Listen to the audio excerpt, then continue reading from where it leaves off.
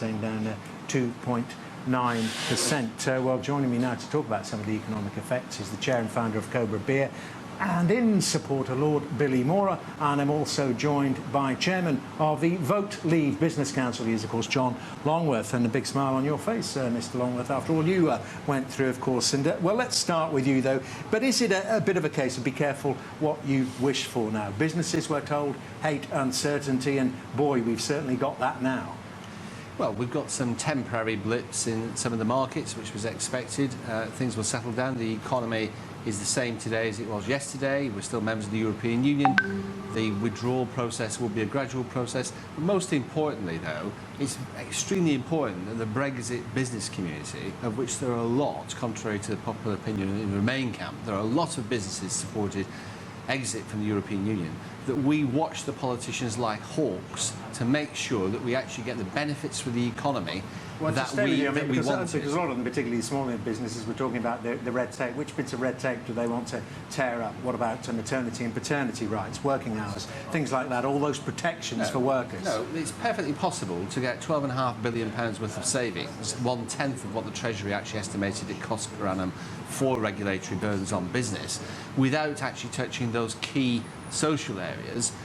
We can simply do it by cutting the red tape parts of those things. Depends what government you get there in the future, doesn't it? Well, that's exactly what I'm saying. And we've got to make sure that the politicians don't renegotiate us back into the EU, and we've got to make sure that they take the opportunity that's been given to them now to actually make Britain the best place in the world to do business. Well, Lord Bilimoria, on the Remain side, you see the economic troubles that are happening now, temporary blip. The markets will soon get over them, and they'll realise the size of the British economy and its importance in or outside the EU as a trading nation. Vote Leave talk about yesterday as Independence Day for the UK. Well, I say yesterday was the day that the United Kingdom shot itself in the foot. We were doing so well as an economy, with the fifth largest economy in the world. Since the single market started in 1993, Britain has the highest cumulative GDP growth rate in the European Union of 62%. Germany is only 35%. We have highest employment, lowest unemployment. Business was doing well, and all this nonsense about red tape. I built Cobra Beer from scratch over the last 26 years. I can tell you, I've never spent a single day worrying about EU red tape. The only barriers that have come in our business are our own homegrown red tape and barriers like our tax system that seems to increase and planning laws. And I'll say it for you, John and £600 billion a week. Where did they get that figure from? The EU shot itself in the foot. It's entirely different from the organisation that Britain joined back in the 1970s. And in particular, it saddled itself, the majority of it, with a single currency. So the single currency was a big mistake. But this is the beauty of it. We, as the United Kingdom, we had the best of both worlds. We're in the EU, but we're not in the euro. We're in the EU, not in Schengen. We're in the EU, measure our beer and pints. We're in the EU, measure our roads and miles. We had sovereignty. We have control over our destiny. We didn't need that. Well. But let me tell you one thing that has really upset me about this whole campaign. It was won on lies. The £350 million figure. That was wrong for a start. No, but look, the £8 billion, nobody's probably told you this. The £8 billion is 1%, not even 1%, just over 1% of our government spending a year. Is that going to shift the needle? But you've got to deal with the realities now, and I want to put this to John Longworth. We have had, and I've said this to other guests who joined me from the Leave side, and I get different answers about what Leave looks like in terms of that crucial relationship. Both sides agree, of course.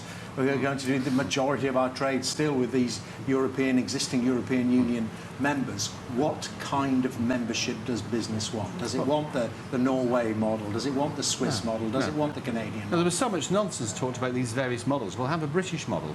The truth of the matter is the European Union will negotiate a relationship with us because it's in their interest to do so massively. However, we don't actually need the single market. The real benefit of leaving the European Union is to boost the 87% of the economy that is not associated with trade with the European Union, and that actually is burdened by both regulations and the contributory costs that we make to the EU. Now, that's a business question I want to put then to Lord Bilimoria. I mean, let's revisit that element of the campaign because it is businessy. I mean, do you buy that argument that the EU was holding the UK back when it came to doing trade with other parts of the world? How can we say that? 44% of our exports and 55% of our imports are with the European Union.